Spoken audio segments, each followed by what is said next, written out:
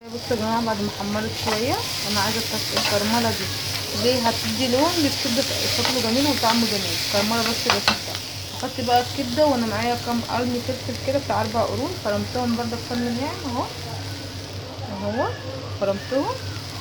هنحط دلوقتي، انا حطيت معلقه تومه كبيره كبيره اوي، بتحبي التوم الكبده بتحبي التوم تمام. هحط الكبده عليها وبعد ما تستوي شويه الكبده اروح حاطه ايه الفلفل اهو يا جماعه. بعد ما الكبده اهي استوت خلاص تمام، هحط بقى ايه الفلفل عليه عشان ما ينزلش ميته، اهم حاجه عشان ما ينزلش ميته تمام. بسم الله ما شاء الله، الله اكبر. بس انا مش مكتره فلفل برضه عشان تبقى لها طعم الكبده ما يضيعش طعمها.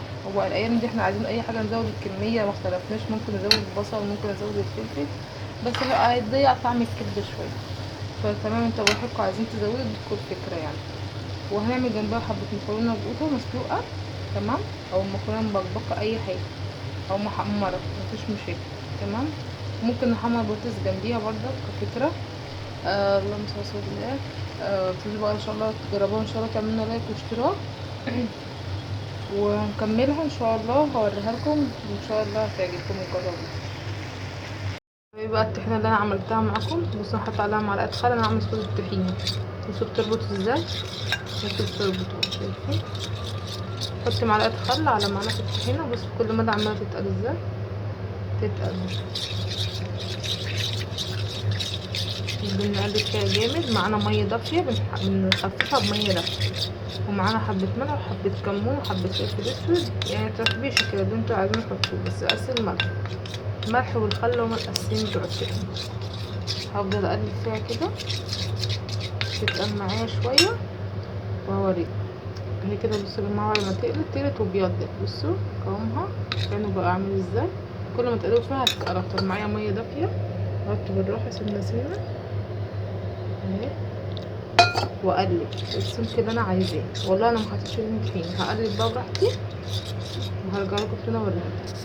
وهي دي يا حبايبي بصوا بعد ما عملناها خلاص اهو، حطيناها السمك اللي احنا عايزينه، وحطيت لها شويه ملح. انا مش عايزه حاجه تانية، ممكن احط شويه شطه صغيرين اهو كده. حطينا حبه شطه ونقطه بابريكا بس، وقلبنا بقى وخلاص كده.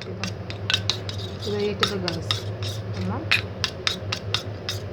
وعملنا جنبيها بردك فلفل مقلي تمام يفتح نفسكم. شايفين الجمال. هنحط بقى ايه، هنغرف واوريكم عملنا السفرة ايه النهارده. بسم الله ما شاء الله، بصوا الكبده تستاهل بقكم. يلا تجدعانوا واعملوها، والله تستاهل بقكم طعمها وريحتها. بسم الله ما شاء الله. وما عملنا جنبها مكرونه بقوطه اهي. المكرونه انتوا عارفين تتسلق ازاي، مفيهاش حاجه. ونحط معلقه زيت ومعلقه ملح على نص كيلو. ولو قلت الملح احسن كمان، لان انتوا بقى تحطوا ملح في الصلصه، والصلصه انتوا عارفين بتسبك البصله. نقطع بصلايه ونحط نص كيلو طماطم على البصلتين مثلا ونخلطهم، تبقى بسم الله ما شاء الله مقدار يعني كويس مناسب يعني. وعملنا سلطه الطحينه تمام. وريتها لكم في الوصف. وقلنا فلفل عملناه جنبيها اهو تمام. وحطينا كده زي ما قلت لكم المكرونه مفيهاش اي مسكه، سيبنا القطه تتسبك وحطيناها عليها وحطينا عليها العين مع شويه زيت. بعد ما اتسلقت المكرونه صفينا وشطفناها، حطينا عليها الصلصه وايه، وحط معلقه سكر في الصلصه بتفرق كتير كتير يعني.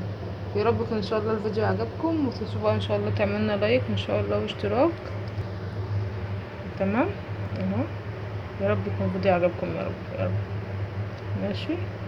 كل سنه وانتم طيبين.